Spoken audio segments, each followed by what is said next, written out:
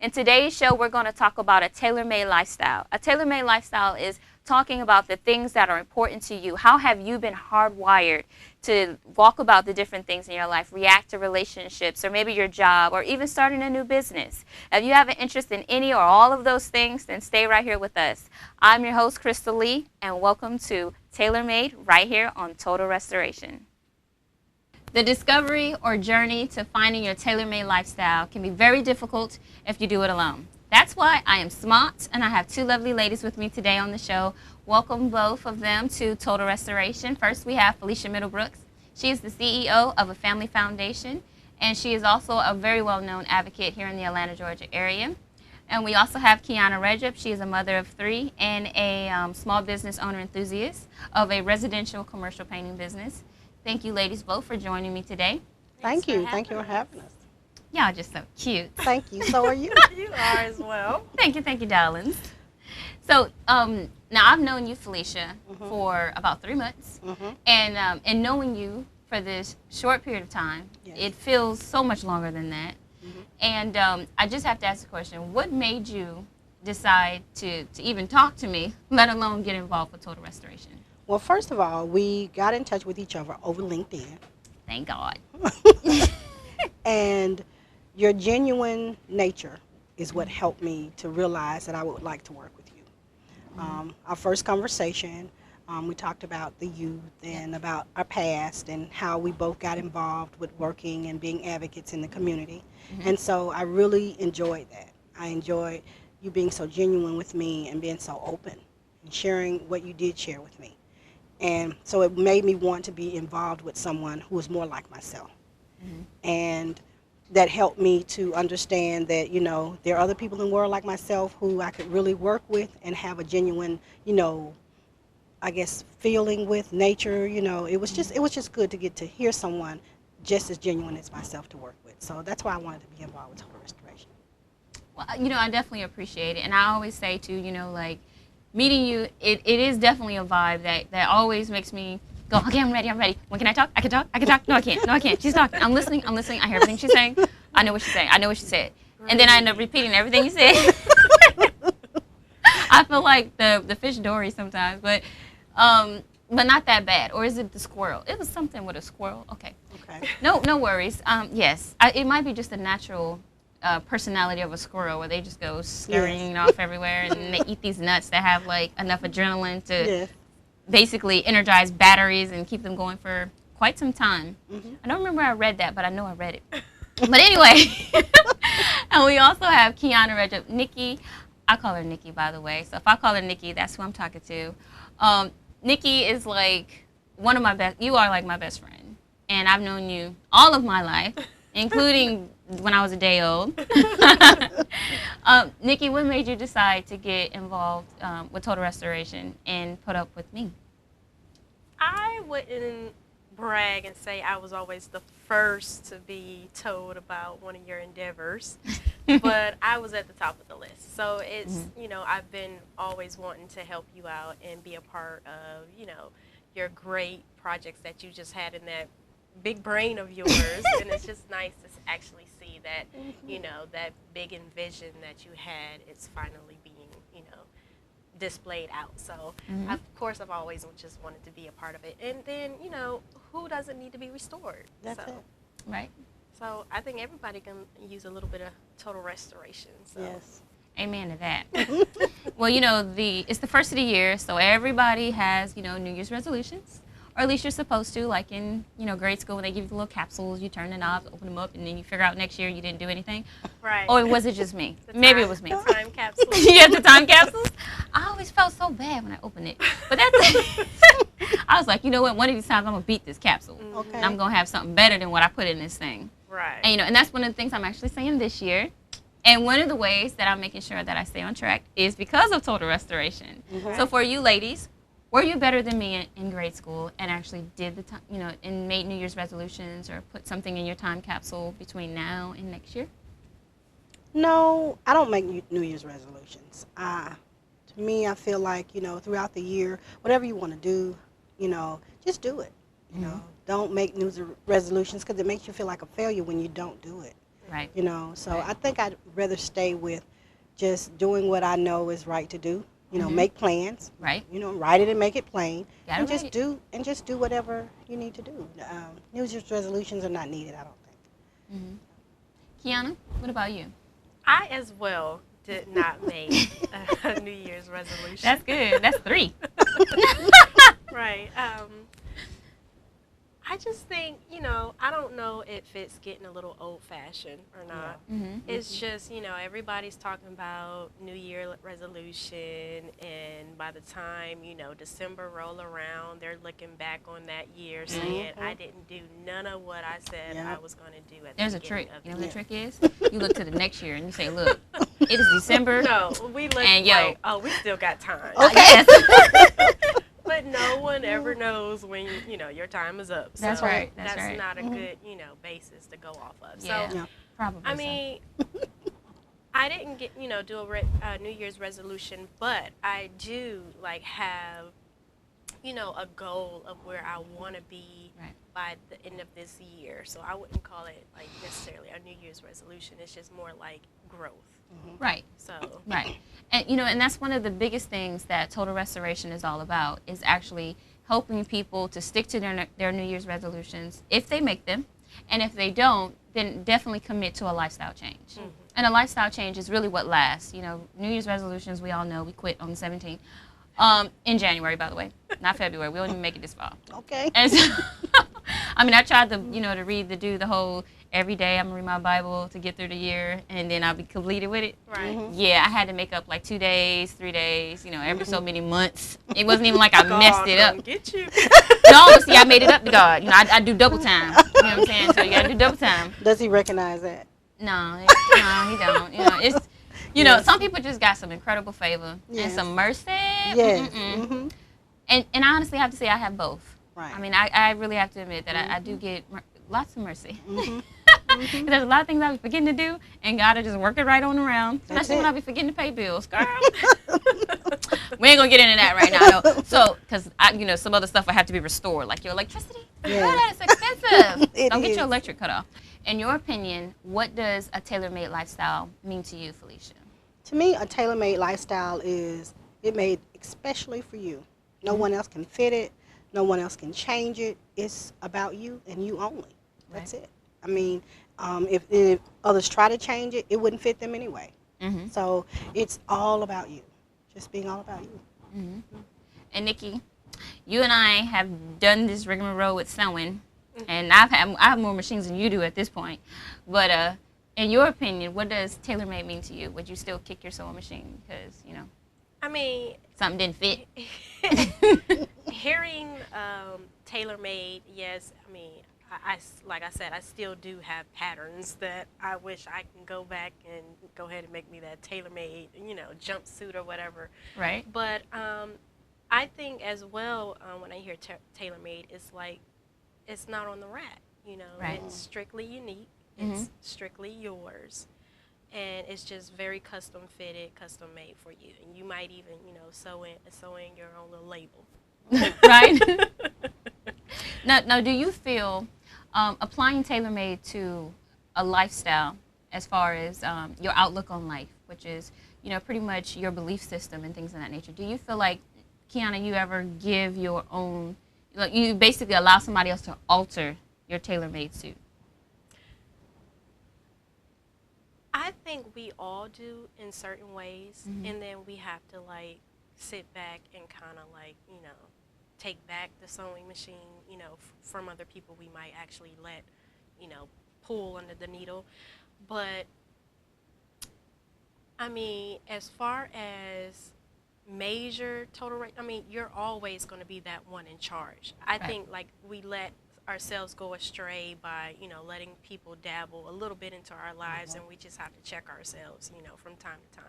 Mm-hmm. So, I mean, me included, I'm sure I've been there to where I've let people, make a stitch where it shouldn't be or whatnot, and you just gotta, spin that wheel back, take them stitches out. Get that seam ripper and Right. rip them seams, girl. Right. I don't want this. I don't want this. Yep. And Felicia, what about you? Has there ever been anything in your life that you've said, okay, I want to take that back? Or do you ever question that you've lost your power or your direction because of another person? Well, no, I really don't. I really appreciate the life experiences that I've had. Mm-hmm. And so, you know, you have to look at everything positively. And then when you look at them positively, you understand that things are supposed to happen. You know, you can't have the negative without the positive. You know, Right. even in our system today, one has to go with the other. Even your car has to run on a negative and a positive. Right. So without the negative, you can't have the positive. So I don't see someone taking something from me. I could, if I was willing to give it to them, that's different. But as far as someone taking it from me, no.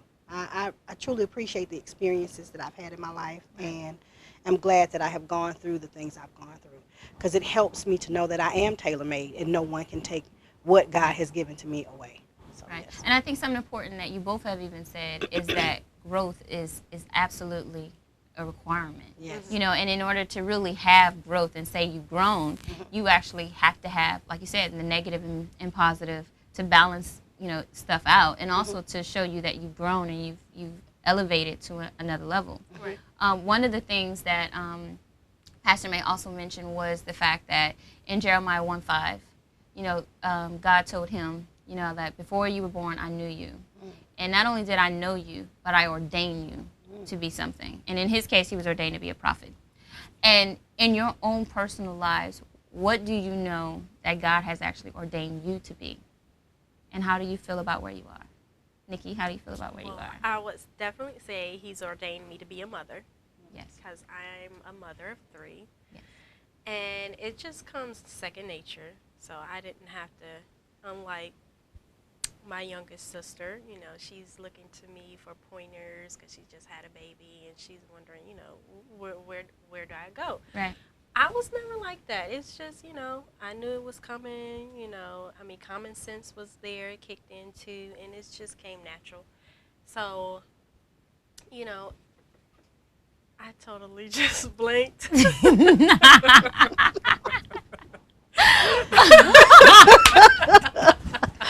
And we were like, yeah. Yeah, I was rolling with you. I was like, oh, in it. I was like, what? I was going to say, no, it was going to be nice, but I was like, wait, what was it? That's funny. Super. Awesome. I just blanked. Okay. Okay, we're gonna pick it up with me, and I'm gonna kick it back to you. Okay. Okay. All right. So Nikki, Kiana, of course. Is there? I forgot what my question was. See? I wasn't in around this. Jeremiah. All right, Jeremiah 1:5. Okay. Ordaining or something. Right. What you feel That that did God it has good ordained you too. to do. We're gonna use that original question because I don't know what I That's said. fine. You just But it- probably have to cut You where I said, Jeremiah, what do you feel that God has ordained Ordain you you to be. Yes. Yes. Right. Okay. So Mother Kiana, first. yep. You can just pick it up. Yeah. to? Okay. Yeah, you can just start with your answer. Because my question was good. Okay. Definitely, I would say he ordained me to be a mother because I'm a mother of 3, and it just came natural to me. And I would definitely say he ordained me to be, or not necessarily to be, but have, you know, in my drive to be, you know, someone who just loved like to decorate. Yes, that is I very true. just love to paint. She's the only and- one that does Christmas trees in my family. Right, decorate, making stuff look nice. You know, that's just in me. Right. Rather it's, you know, interior design, you know, in the construction field where, you know, I've been for years in painting or whatnot, or, you know, clothing or whatnot, which my oldest brother does. You know, that's his passion or whatnot. So I'm well-rounded, but it revolves around decorating. So that's just in me. So You I are would definitely hardwired say- for details. Yes, I am. Let me tell you, this girl can braid anyone's hair. You can have hair that long, and this lady will come to you and make your scalp feel like it's bleeding. But all your naps, girl, is going to be gone. I tell you, I kid you not. So if you got short hair, Lay down the babies. Baby hers. I've seen her make 2 grown men cry. So she's dangerous. But she is definitely hardwired for details. I am. You're definitely hardwired for details. And Miss Felicia, what about you? How do you feel, or where do you feel, God ordained you and placed you in life? And how do you feel you are working in that? Well, I've always been a great listener. Mm-hmm. That's one of the things. I'm also a mother as well. And I would always tell my kids, I have eyes in the back of my head, and I can see everything you're doing. And when you're in the other room, I can hear you too. So I've always been that person who would want to listen to you. And so I always felt like God has been has made me a listener. He has ordained me to be someone who listens not only with my ears, but with my heart. And being able to do that has allowed me to be someone who is just, okay, now, what are you not saying? Right. So a lot of times he gives me the ability to hear what you're not saying because I'm listening to what you are saying. Mm-hmm. And so I feel like listening is one of the qualities that God has definitely given me to be able to just listen. And it also has taught me patience. Mm-hmm. And not only has it taught me patience, but it's also taught me how to be just myself. And that means that sometimes I have to even listen to myself, Right. Getting by myself, being by myself, and spending that time just listening to me. So just being a great listener has been something that God has done for me. It's just ordained me with the ability to listen and to hear what's not being heard. Mm-hmm.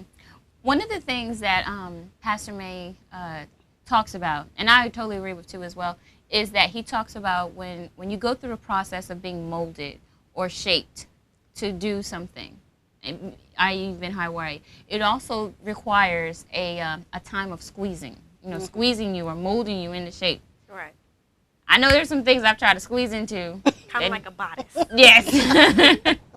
There's some things you try to squeeze into and you're like, oh God. This is not me. Yeah, this ain't me. Or, and if you do it long enough, Mm-hmm. it actually, controls your shape and actually shapes your body. Some people have mastered that trickery and have shaped their stomachs and all kinds of stuff. Oh, yeah. And then them belts, they work. And then when you forget and you take it off, like, this didn't work. So you got to put the work in with the squeezing. You don't want to just be squeezing and not learn anything from it. So in your lives, where has God or, where have you, even sometimes we squeeze ourselves, into doing something or push ourselves into fitting something or doing something. In your case, what in your life would you say you have put a squeeze on yourself to be able to either walk in, do, or fit? Felicia? Well, one thing I know is that I have always been the one that's been blamed to want to do everything for everybody. Mm-hmm. Wanting to be the person to go out and do this and go out and do that. Go, go, go, go, Felicia. And I had to stop. Stop doing everything for everyone. And listening to myself say, if you can't finish it, don't do it. Mm-hmm. Because you find yourself doing so much for everyone else that you're pulling yourself in so many directions that you never finish anything. And if you want to talk about letdown or feeling like a failure, when you have a whole bunch of 50% completed projects, it can, stifle your thoughts of thinking that you can actually finish or complete anything, right? Yeah. Nikki, what are some things in your life that you feel like you've put a squeeze on yourself on? I would say how everyone just tells me, Kiana, you are just too nice. And it's not that I want to put a squeeze on it. It's just you don't want to be to the point to where everybody's taking advantage of you. Right. I mean, I don't want to take my niceness away because that's what, people like about me. That's one of my qualities or traits or whatnot that everybody just know me by. But it can be to the point to where, people are just walking over you from left to right. So, I mean, I have found myself trying to, fair is fair, right is right. Mm-hmm. So I've had to kind of, put I just be like, okay, I'll take it. But sometimes you just got to put your foot down and be like, no, I'm not going to take this. So that's what I found myself putting the squeeze on. Mm-hmm. Change is inevitable. Mm-hmm. One thing, too, that was discussed in the audio file was that sometimes change requires you to do two things. It either requires you to communicate with a person that you might need to change with, or a business or a company, and actually look at the numbers and say, okay, something has to change. And you either have to sit at that moment and decide, Am I going to keep working at this, or am I going to do something else and separate myself from this? Because whatever this is, it ain't working. Right. So I got left or right, but I can't go straight because that's a wall and we ain't hitting it. Right. So in your lives, what in your life have you had to come to that moment where you had to decide, am I going left or right, and which way did you choose to go? I would say a few things, in my personal life I've recognized, and where I had to just say, you've been heading, right, or should I say left, for all these years. Right. It's finally, ready for you to make the right turn. Right. So, I mean, it's a little bit more personal for me. I don't want to just make this a whole drama show or whatnot, because there's some drama.